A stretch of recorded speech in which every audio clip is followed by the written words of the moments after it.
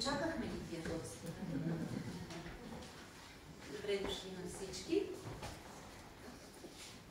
Започваме с нещо, което съм посветила на моя баща. Тъй като урока е за семейството, ценностите, за България, реших, че искам да започна с това, да го посветя на него, на човека, който е оформил душата ми, светогледа ми, не само той и мама, разбира се, но това е за него. Дядо Стоянов.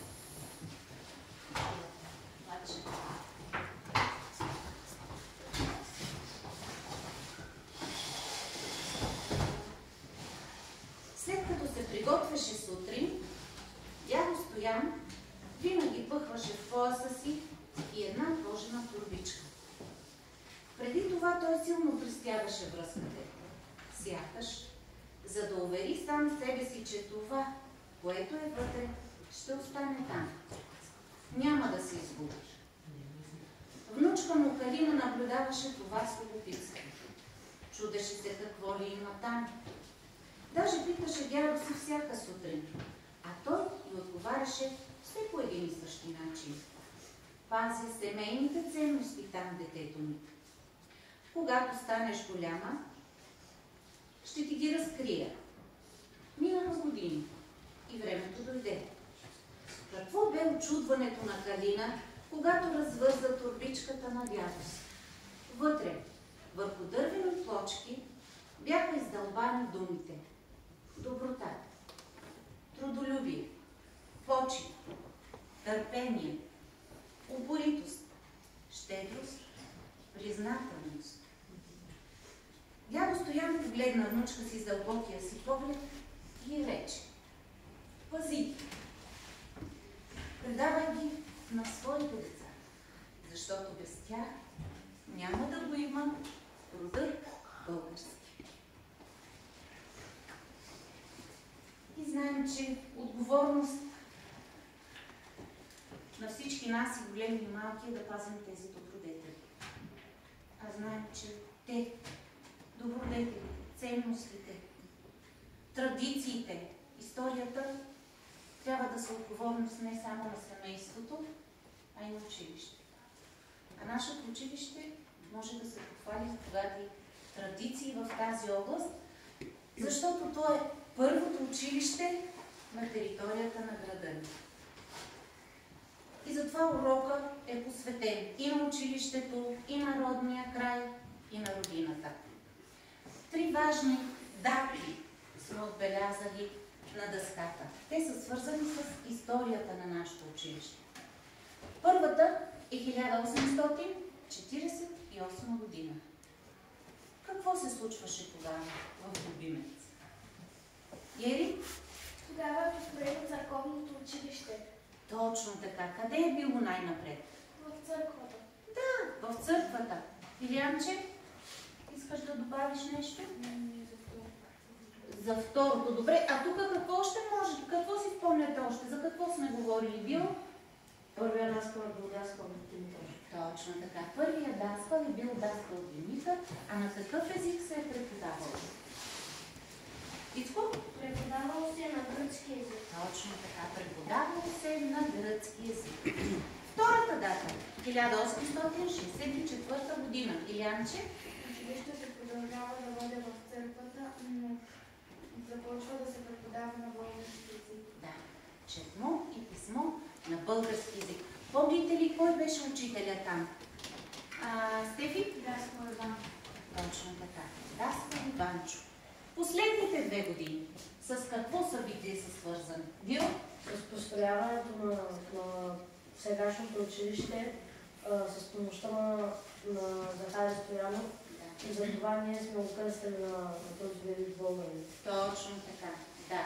Делегация от будни любимчани отива в Народното събрание, където председател е Захари Стоянов, и молят за помощ да бъдат отпуснати средства, за да се построи сграда, в която да учат будните любимчанчета. И това става факт през коя година? Помните? 1800? Бил? 1882 година. Мисля, че беше? Да. Да. Това е годината, в която е построено училището и в тази същата сграда учим и ние. Да. И както каза Бил, в знак на признателност към този велик родолюбец, любимчани решават и кръщават училището с неговото име, Захари Стоянов. Първият етап на нашия урок е посветен точно на нашия патрон, на Захари Стоянов. Ще покажем, че познаваме живота и делото. Нали? Да. За целта, да, учениците са разделени на 4 отбора. Отбор Странджа, отбор Тракия, отбор Марица, отбор Сакар. Капитаните са Дио, Илианчето, Гери и Катето. Не напразно сме дали имена на тези по такъв начин на отборите, защото те са посветени на природни дадености, които са в нашия роден край. Добре? На дъската трябва да се докочим на този. Как? Това ми е обаче, това са рисковете на живото предаване.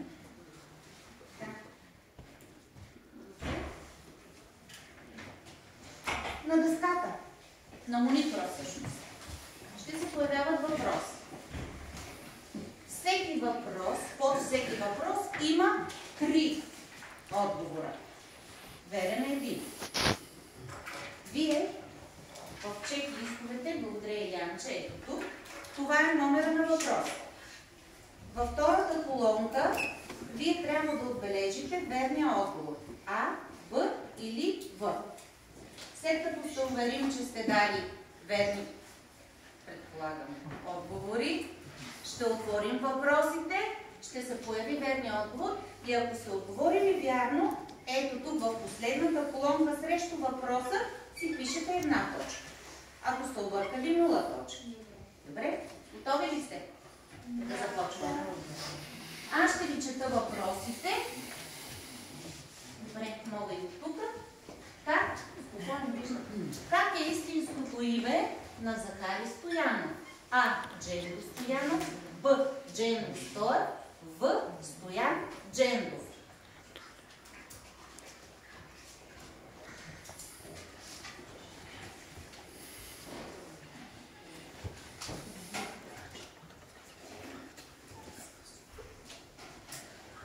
Всички отбори дадоха ли? Да.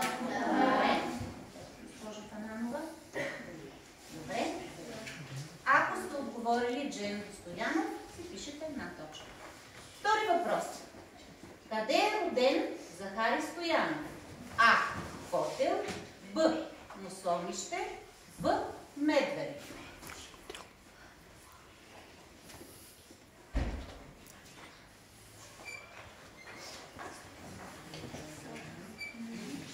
Готови ли сте? Да.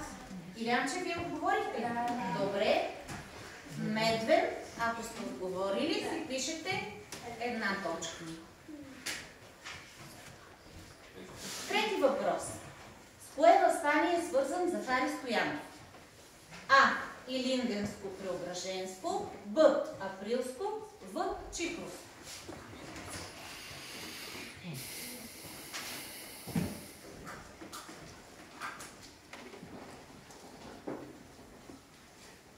Отбора на Катето готов ли? Да. Отговорили са? Добре. Ако сте отговорили априлско въстание, пишете 1 точка. Четвърти въпрос. Тук вече трябва да се затрудним. В коя чета е участвал Захари Стоянов?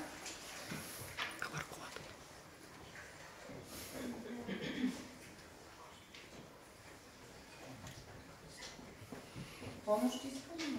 Не. Добре.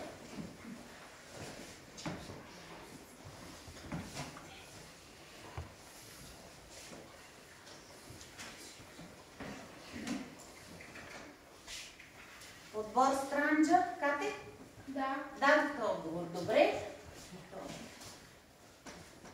Участник е в върховатата чека на Бенковски. Добре. Пети въпрос. Коя книга е написана за Захари Стоянов? Подимото, История славяно-българска или Записки по българските въстания?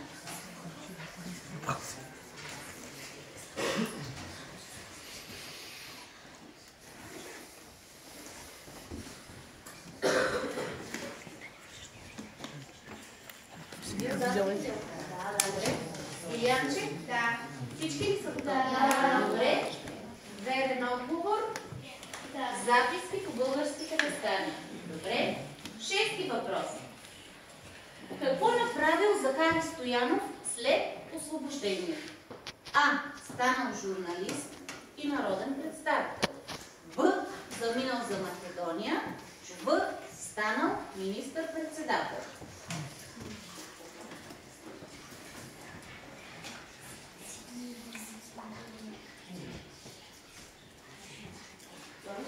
Добре.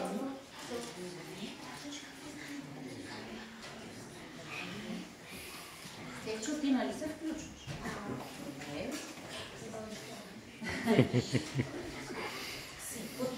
На Стефи? Госпожа се даде много. Добре. Кои псевдоними? Аз не разбрах кой да пише едно име. А беше, нали? Кой е верният? Точно. Добре. С кои псевдоними Захари Стоянов подписвал текстовете си? Какво беше псевдоними? Бил? Измислено име. Добре. Така. А. Барон Мюнхаузен, барон Леополд. Б. Барон Вулчо, барон фон Църкуланко. В. Барон Байрон, херцог Едуард.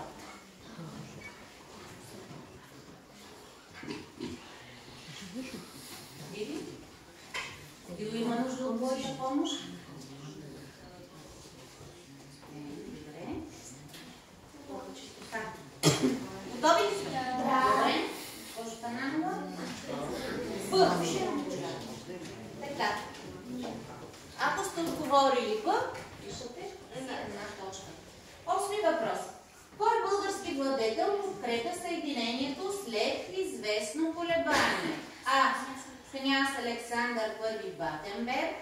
Б. Княз Александър Бундуков-Корсаков или цар Фердинанд.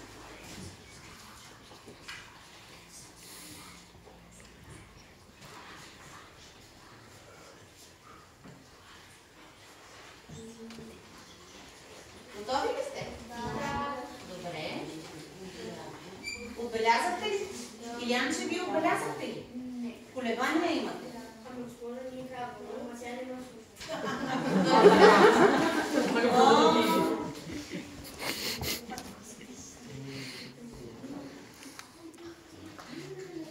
Имаш двама, които ти казват.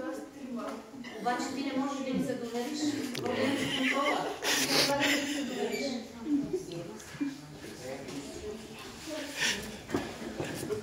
Така, дадоха ли всички отговори? Добре. Я да ви видям, че дали са ти казали вярно или са те подвели. Добре, княз Александър I Батенберг. Минаваме към девети въпрос. Как Захари Стоянов, отворите тихо, убеждава княз Александър I Батенберг да приеме съединението? А. Изпраща му тайно писмо. Б. Организира срещи и му показва, че народът го подкрепя. В. Изпраща свой приятел да говори с него.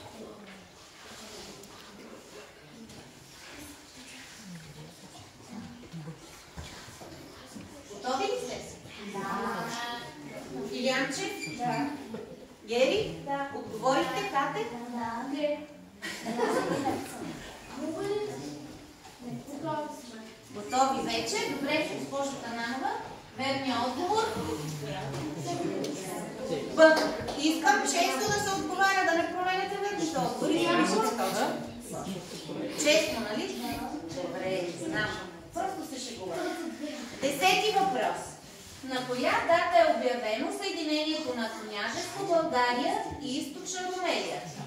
А. 6 септември 1878 година. Б. 6 септември 1885 година. Или 5 октомври 1885 година.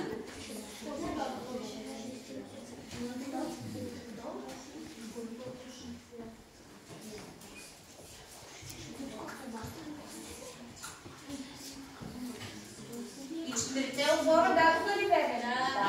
Или греш? Не. Добре, да проверим. Добре, верен отговор Б. 11-ти въпрос. Къде е обявено съединение? А. Велико Търново. Б. София. В. Пловдив.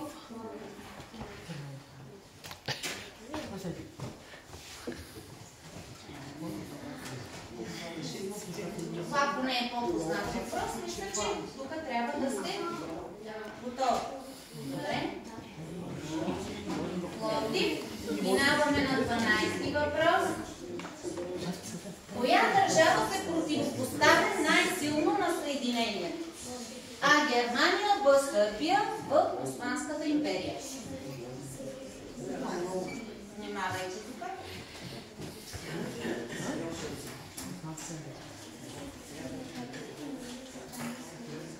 Слушайте, Анчо, той е енциклопедия. Уверявайте.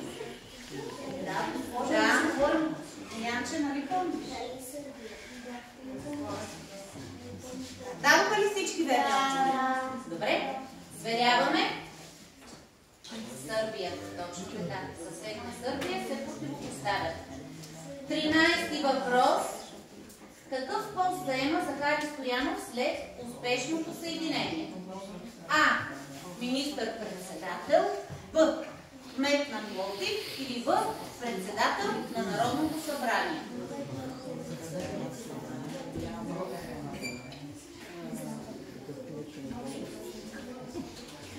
Трябваше да дадем чек-листове и на възрастни. Добре. Готови ли сте, деца? Да. Добре, даваме. Илиянче? Добре. Верният отговор даваме? Да. Председател на Народното събрание. Последен 14-ти въпрос.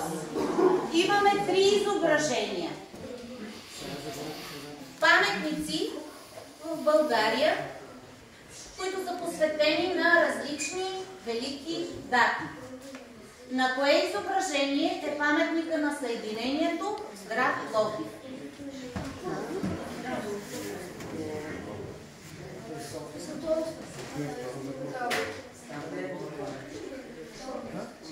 Дадохте ли отговор? Да. Добре. Верен отговор. В. Моля отговорите да си пресметнат точките. 14. Всички имат 14. Браво! Това беше идеята наистина да покажем пред гостите, че познаваме важните събития, които са свързани с България. Така, сега концентрираме се пак към Захари Стоянов. Ето тук, на линия на времето, при вас, при всички отбори има такъв работен лист. На линия на времето с картинки са отбелязани важни моменти от живота на Захари Стоянов. Вие по изображението трябва да се досетите с какво е свързана картинката и ето тук отгоре или под линията можете да напишете събитието. С по едно изречение или по една думичка. След това ще сравним 5 важни неща. Певчо, обърни се.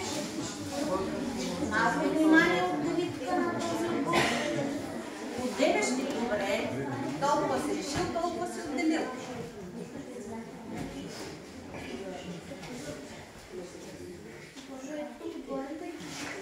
Да, отгоре-отдолу, където реши.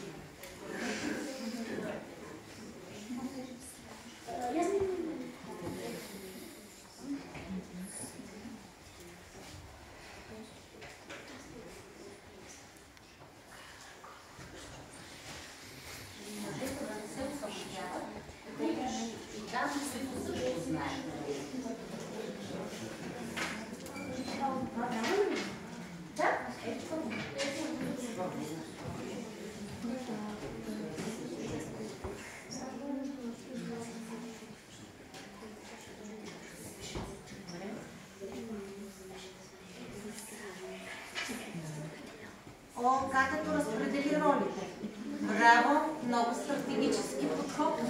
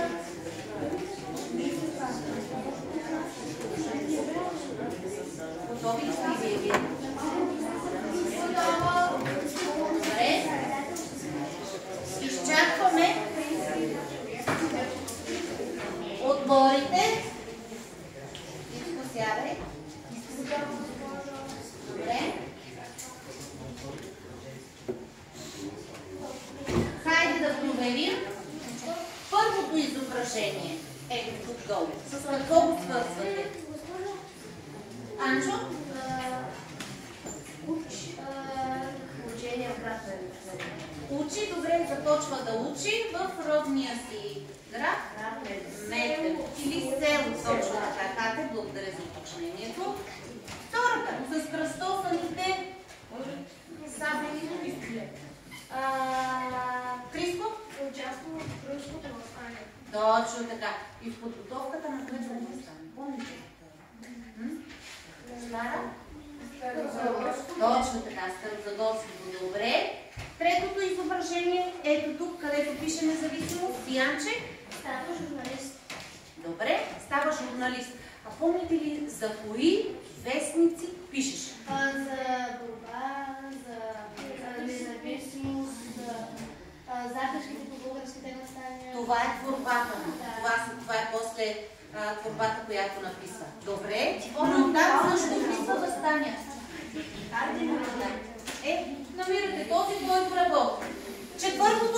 изображение, което е като печатче. Стефи? Таня, инициативния комитет, инициатор е Илянче? Точно така. Който организира съединението на княжество България и Източна Румелия. И последното изображение.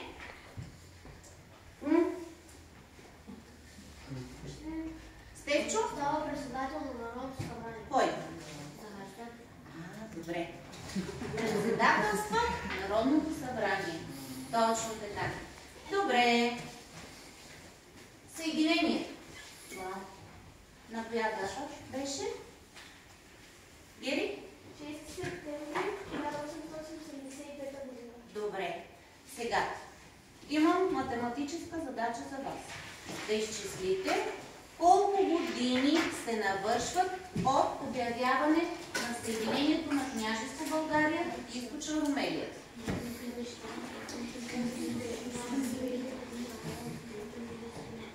Може няколко човека, може да всички. Добре. Математиците. Добре. Николче, ти пресметна? Добре. Виолетка е пресметнала. Добре, Виолетче, колко години се навършват? Точно така. Значи кръгла годишнина 140 години от обявяването на съединението на княжество България и Източна Румелия. Друга задача. Тъй като ние учихме и римските цифри. Предизвиквам ги отборите да запишат с римски цифри годишнината. 140 с римски цифри.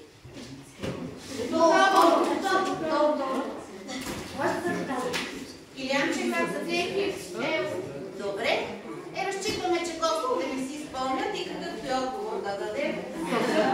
Сигурни ли сте? Добре. Браво. Добре. Така. А в кой град се случваше съединението? Във въпросите. Съединението за християн. Добре, съединението се случва в коя природно-географска, моля колегите, в коя природно-географска област се намира града? Меги?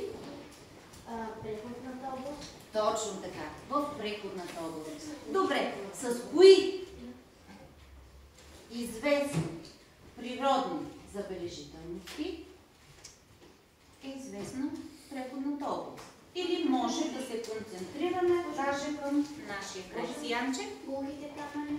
Да, те са в нашия край. Добре. Защото и нашия край, роден край, е от тази природна област, нали? Христо? Така, Странджа. Добре. Био? Тя е в тази област. Така е. Релативни са също в тази природна област. Добре.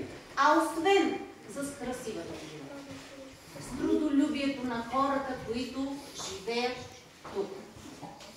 Нашата област е известна и винаги вълнува с красивите тракийски народни песни. И имаме една изненада за нашите гости, но най-напред ще прочета какво е казал един фолклорист за тракийската песен. Тя се носи като топъл вятър над нивята. Широка е като плодородната земя. Дълбока и потайна е като водите на Марица. Обгръща като горите на Странджа и Захар, давали подслон и закриляли всеки, минаващ през тях. Нашите гости, да, днес са тук двама талантливи народни изпълнители. Това са Мартин и Ленко Иванови.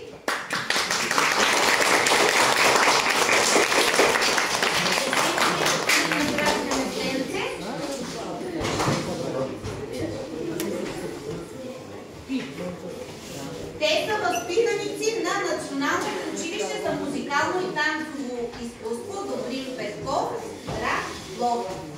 Нека се насладим на тяхното изпълнение.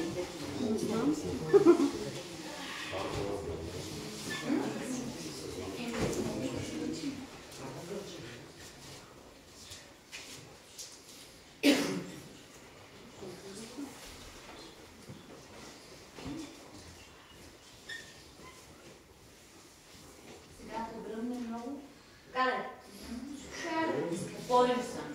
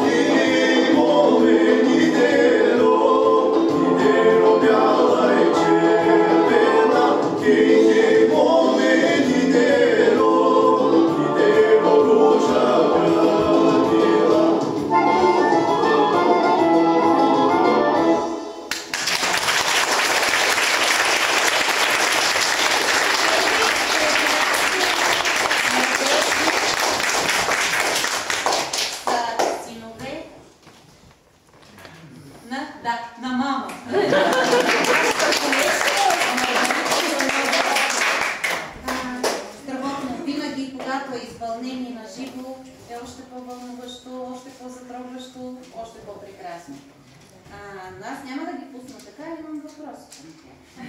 Децата задава въпроси.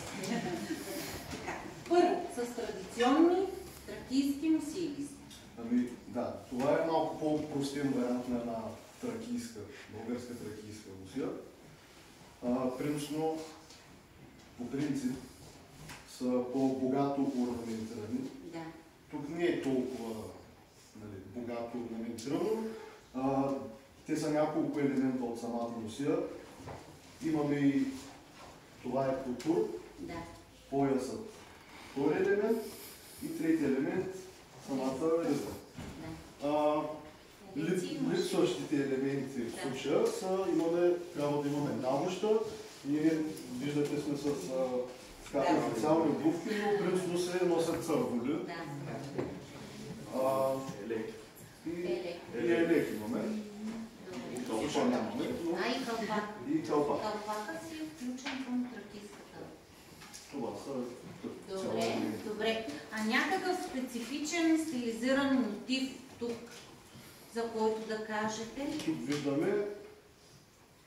То прилича на букетче, на цветенце някакво. То прилича на букетче, но то си е самият символ се означава нещо. Както казах, тази не е кой знае колко богато орнаментирано, но можем да видим слънце и плодородие. От това, което съм разучил. Добре, ние сме правили и друг урок, свързан с шевицата и там ни разказаха малко повече, затова ни беше любопитно. Женския костюм, от какви елементи? Женската носия се състои от Дългата риза, която е почти тук. Мога да се сидя. Добре. Престилка и тя е богато орнаментирана с... Сукман има? Има сукман, има пахти. Пахтите са колан. Да, като коланче с едни специални. Също и те носят цървули. Цървули, но тяхните са по-малки. Да. Кърпата, Тя пристегната ли или пусната? Може и пристегната да се носи, може и... Зависи по какъв повод. И може би кой я носи, дали е младо момиче или по-възрастна. Мъжката носия казахме, че има калпак.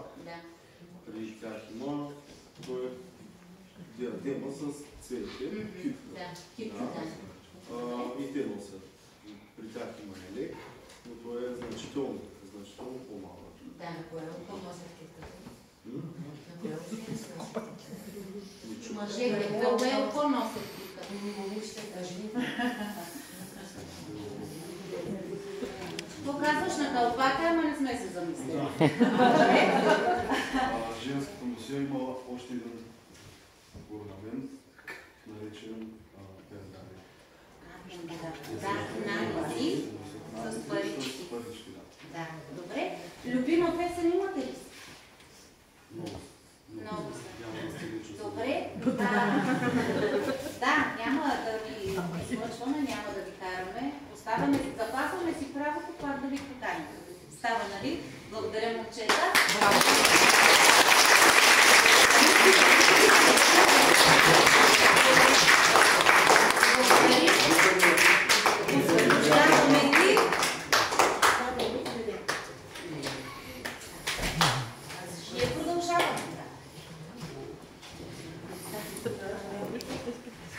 Говорейки за Тракия, няма как да не споменем за нейната красота, за нейното златно слънце, за нашата земя и най-вече за нашия град, който носи прекрасното име Любимец, идващ от думата любим, обич, любов.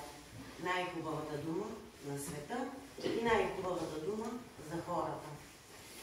Много местни поети, творци, композитори и художници рисуват с думи, с слова, с песен, с мелодия и с прекрасни цветове. Любовта си, обичта си към този прекрасен град и хората в него. Наш гост днес е госпожа Мария Точкова, която само след малко ще ни разкаже много повече за града ни, за любовта към него, за историята, за бита и за хората, които живеят и какво са дали на този град. Но преди това да. Имаме изненада и към нашите гости. Да.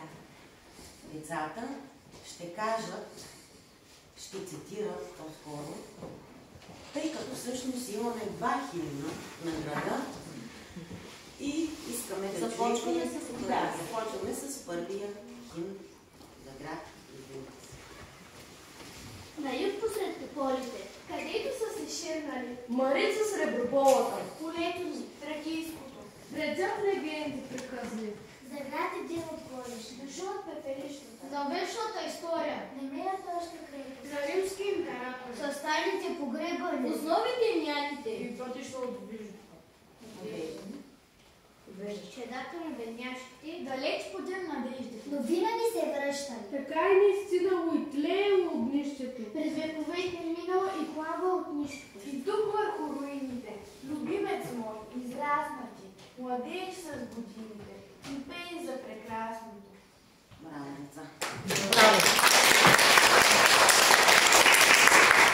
Това е първото стихотворение, което е писано за Любимец и първият химн. Към него има композирана и мелодия. Написан е през 1979 година. Това е годината, в която се празнува 10 годишен юбилей от обявяването на Любимец за град.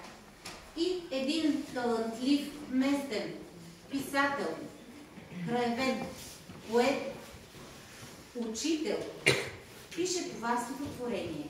И ние сме щастливци, защото нашата госпожа Тананова е негова дъщеря.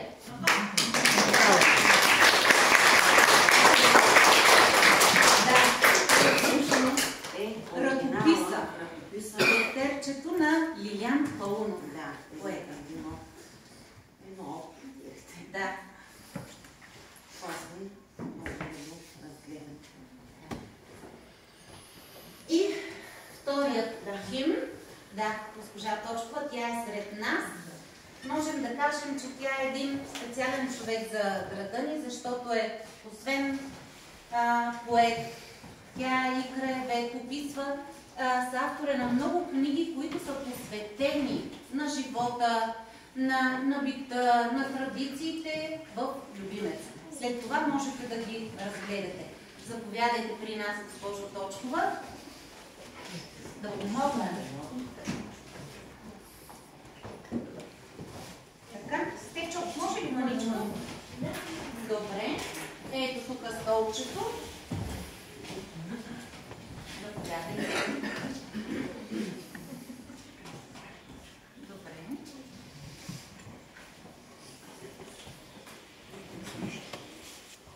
Госпожа Точка успява да ни очарова и изненада с нови истории, свързани с града.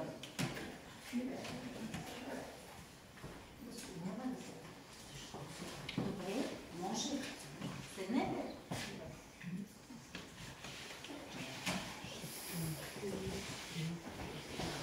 Деца, Много се радвам, че днес съм при вас.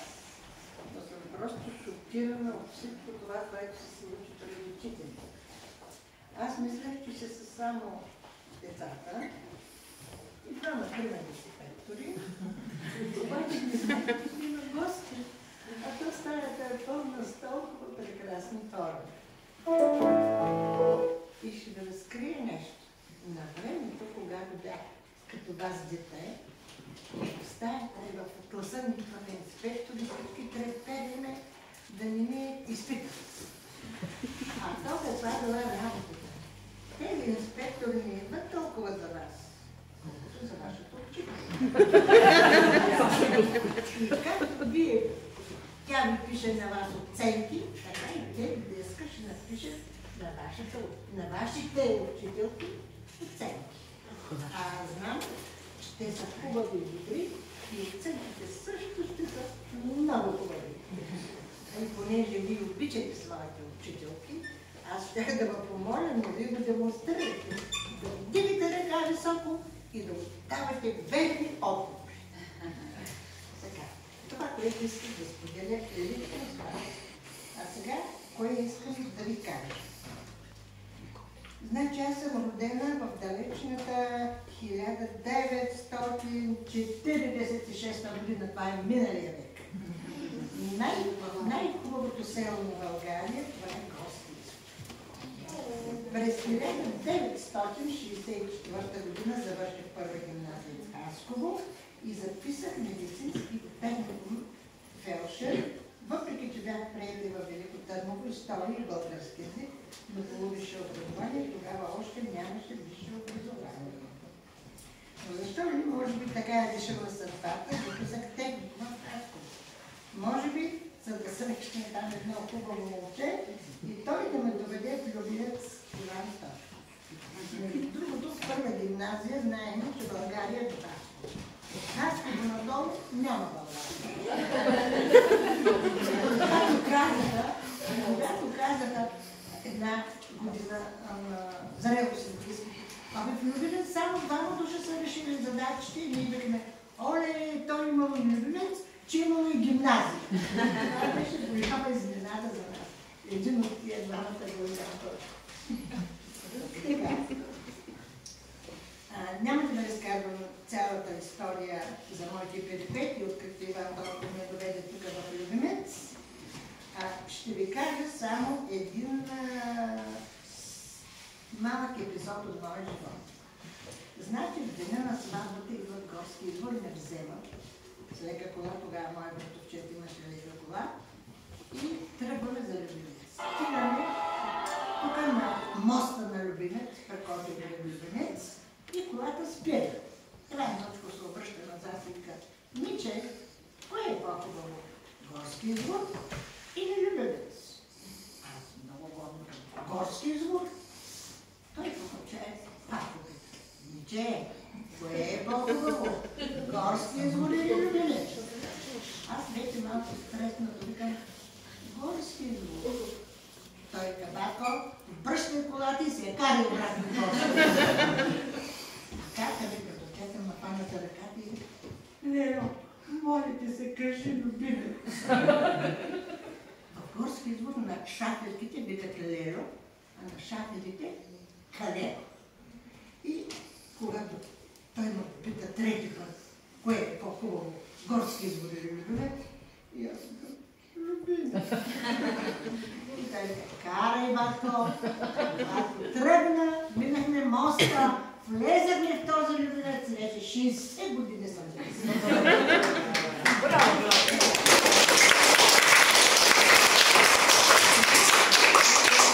Сега да ви кажа как се роди песента.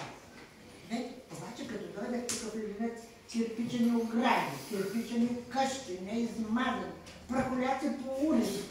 Въобще ужас. Как да кажеш, че по-хубаво Горски Извор.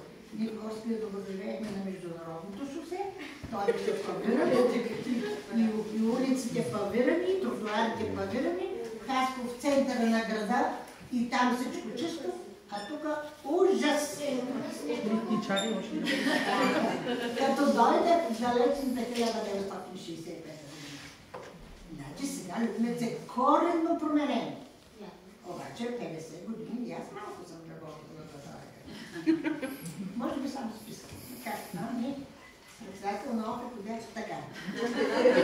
Хигиенизъм и индустриални съботници, ленински съботници, ги знаете. Така. Един ден във вестник Труд бях избрана за председател на градския съвет на профсъюзите. И чета във вестник Труд една статия на председателя на АПК от Харманли. И пише, предлага той да разделят обработваемата земя на Любимец на две. Половината към Харманли, половината към Свиленград. Тогава имаше пак една такава еуфория да се окрупняват селищата. Право ли приушах? Учители потекаха сълзи и в това време се роди ето това стихотворение. Аз вече бях научила историята на Любимец, за неговите борби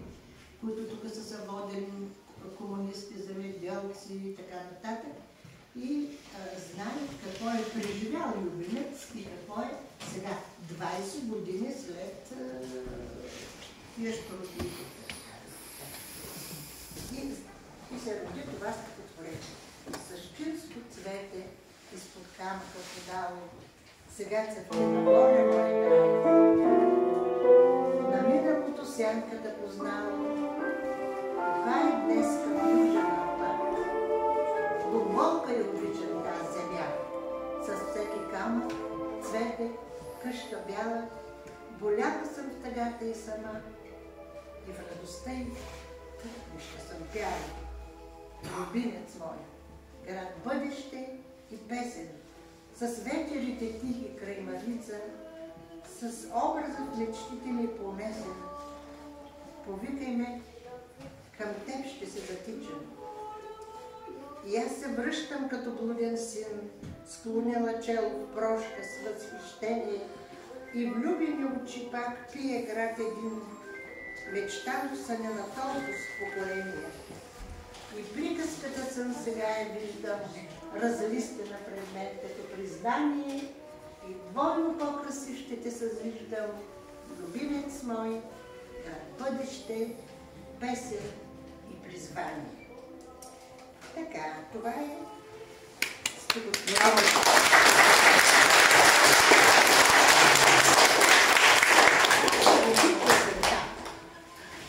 През 1985 година Стойчев народен артист Стойчев Мазгалов, този е любимец, навършва 50 години и идва да празнува тук своята 50 годишна. Той беше директор на театър Сълза и смях в Хасково с постановка Старчето и стрелата. След края на представлението общината дава вечеря на артистите и сме в централния ресторант. И по едно време първият секретар тогава беше Петър Беломорски и ми вика: Мария, кажи стихотворението за любимец. И аз като му река така стихотворение, ставам и почвам. И казвам стихотворението. Стойчо Мазгалов много го хареса и каза на Беломорски: моля да изпрати ми това стихотворение в София. Той му го праща. Мазгалов го дава на композитора Георги Денков, той е много добър композитор. И се ражда ето тази песен, която сега слушате в момента. И така, на песента.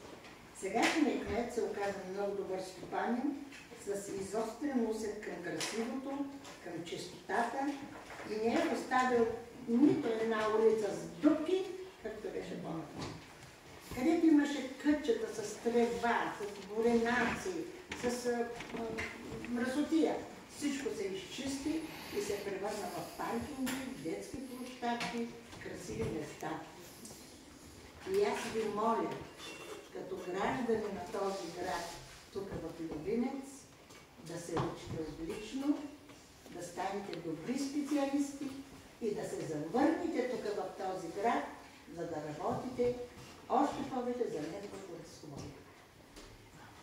Това е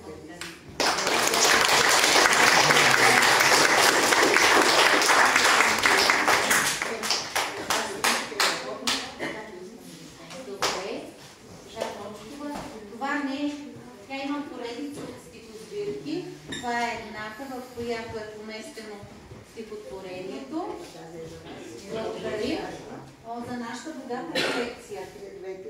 Оттам е последно. Добре, благодаря. Много благодаря на госпожа Точкова за живата история. Трябва да ги пазим и госпожа Точкова да ни обещае, че когато я поканим, пак ще бъде с удоволствие да препратим.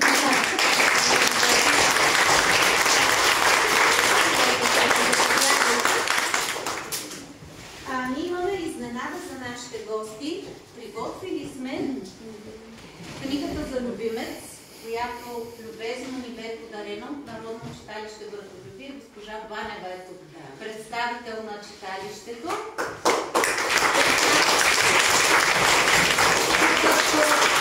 Разгръщате, докато четете, ще можете още по-наситено да усетите емоцията, духа на прекрасните хора, които живеят тук.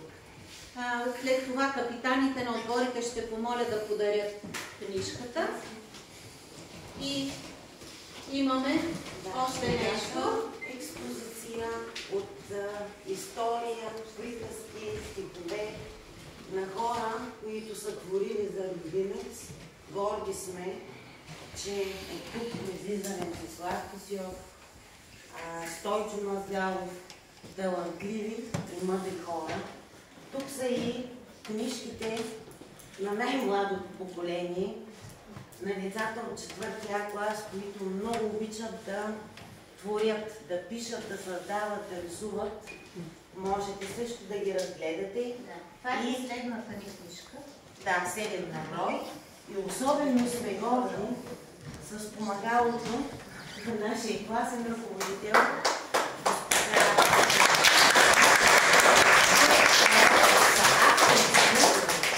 Много е забавно, интересно. За децата ще бъде истинско удоволствие. Това помагало по-годино знание на първи клас. Това разказче, което ви прочетох, всъщност е разказче, което ще бъде поместено в помагалото за втори клас. Автор на текстовата част, не само, съм аз. Могат да се насладят деца, родители, колеги. Да, има специални QR кодове, с които се сканира текста, може да се изслуша. То е текст, който е свързан с учебното съдържание единия, а другия е художествен текст, в който има много мъдрост и много полуки. Благодарим на гостите. Сега ще ни представим.